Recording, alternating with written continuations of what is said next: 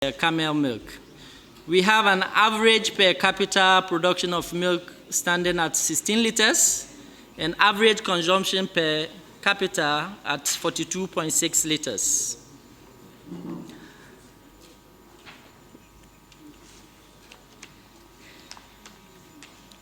There is 70 to 90% of the cattle herds and 30 to 40%, between 30 to 40% of the small ruminants are raised by transhumant and nomadic pastoral system.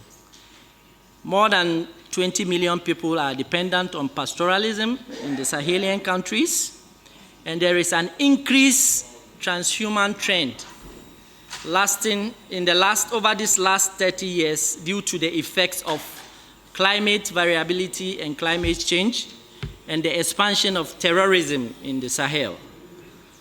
There are unfortunately certain graphics you couldn't visualize due to the problem of projection. Currently, we have a regulation and a decision in existence. We have a regulation on transhumance and a decision of 1998. The regulation of transhumance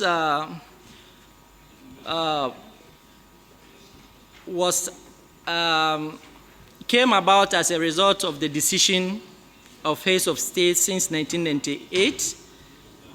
And the issuance of this decision is the reference number ADEC.5/10/98.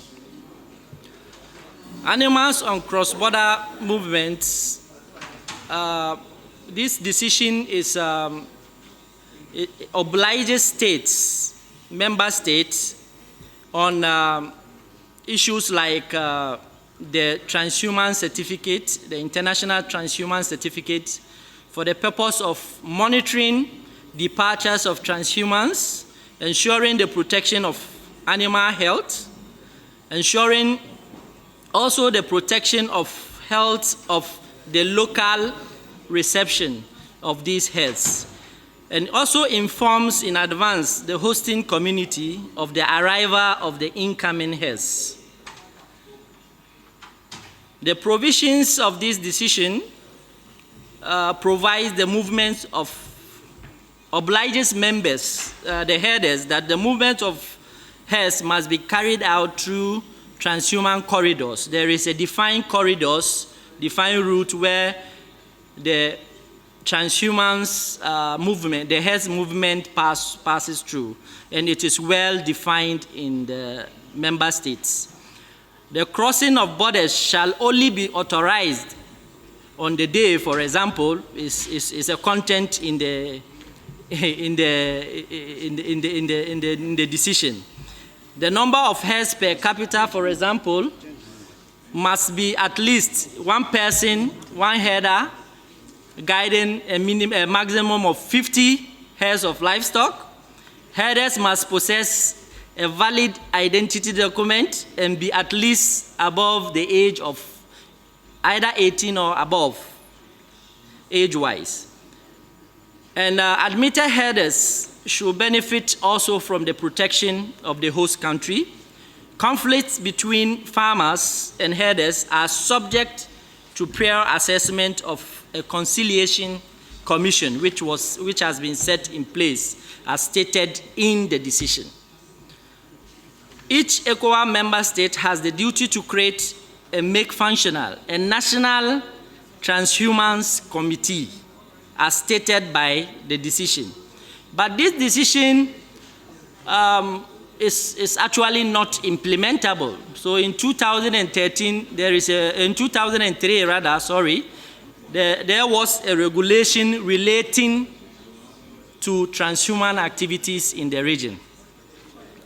And this make provision for the development and implementation of sub-regional programs for the development of the pastoral zones and establishment of cross-border infrastructure in favor of transhumans.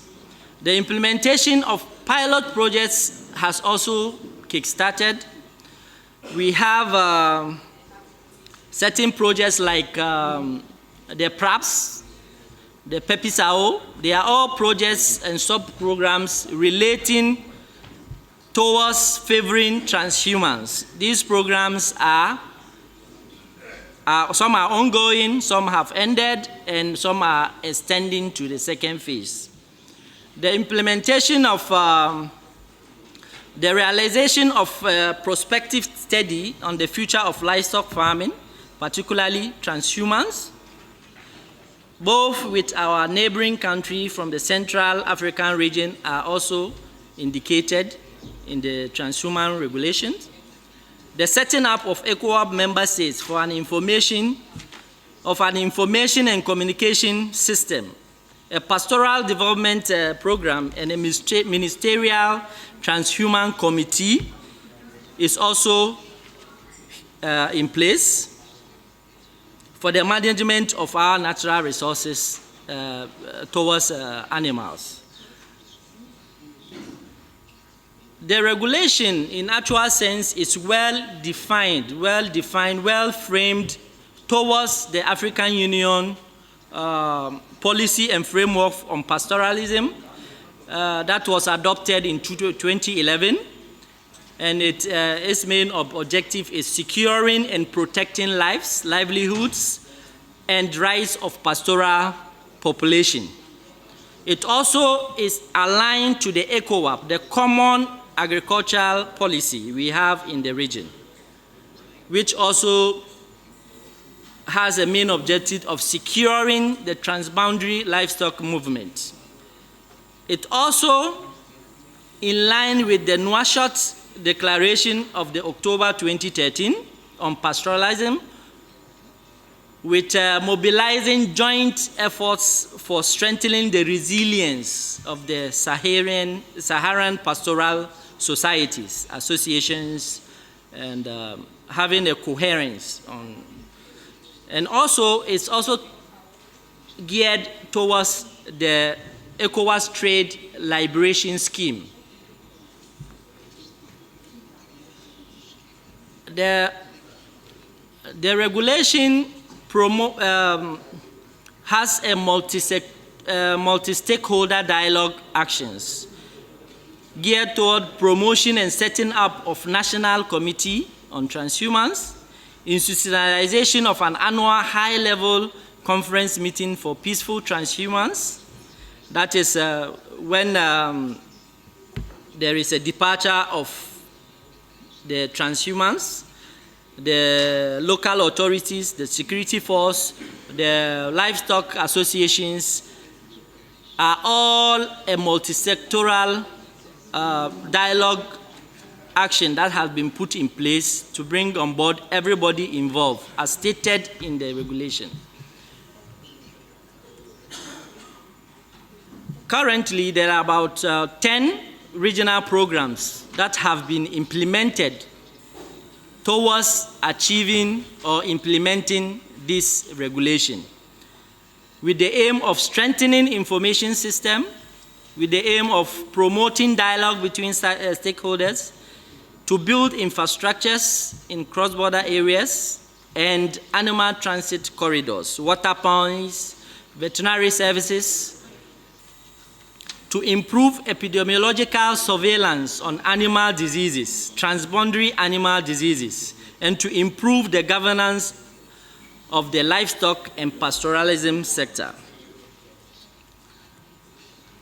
There are some graphs I cannot show you because there is no screen, so I will move on to the next slide.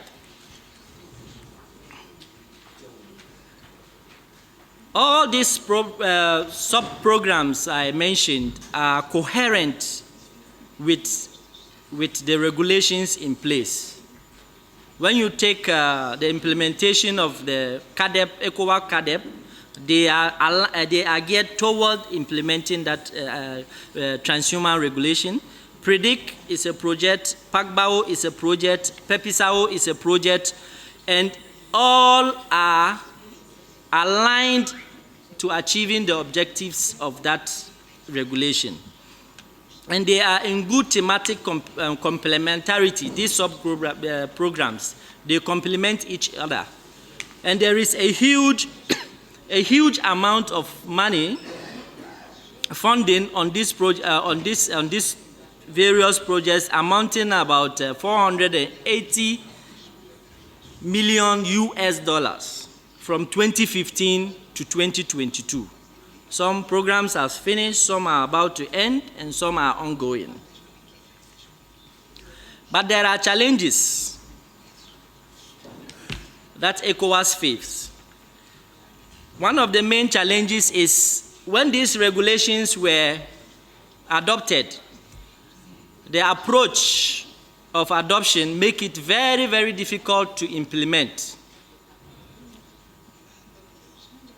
If you don't bring on a round table all the stakeholders, all the headers association together, because transhumance is based on rainfall, for example. If somebody is going from one point to another, he sent information in advance to check what is happening in the front. So if you ask that person to inform the person coming, then there is a problem. There is a very problem. People will really violate those regulations. And it's one of the main problems we are having. There is need for review of these regulations, which we have noted as a department and was proposed last year. And we intend to put it forward in the coming ministerial meeting to pass it for review. But there are stages which we need to follow in order not to repeat the same pattern we repeated and not being able to implement these regulations in our religion. So we have to have a colloquium, scientific colloquium, before even proceeding to this ministerial meeting for adoption. There is prevention and management of conflict-related, is an issue that is very, very sensitive in the region, and I think is the most important thing we need to consider. We have a short-term and medium-term perspective which we have put in place. That is towards decentralizing and strengthening the dialogue between stakeholders with the organizations of, for example, 3 meetings. One was held in N'Djamena on the 24th to 25th September for the Lake Chad Basin countries. The other one was a high-level consultation meeting where we brought up all national experts and livestock ministers in Accra in October for five coastal regions. Because when you look at the programs we have, the coastal regions are not fully involved. So we want to change that trend.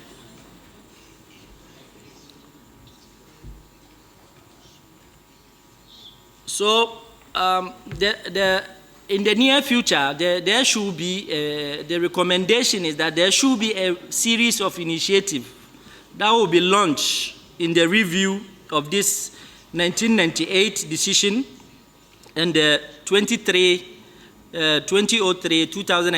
ECOWAS regulation framework governing transhumance at both national and regional level.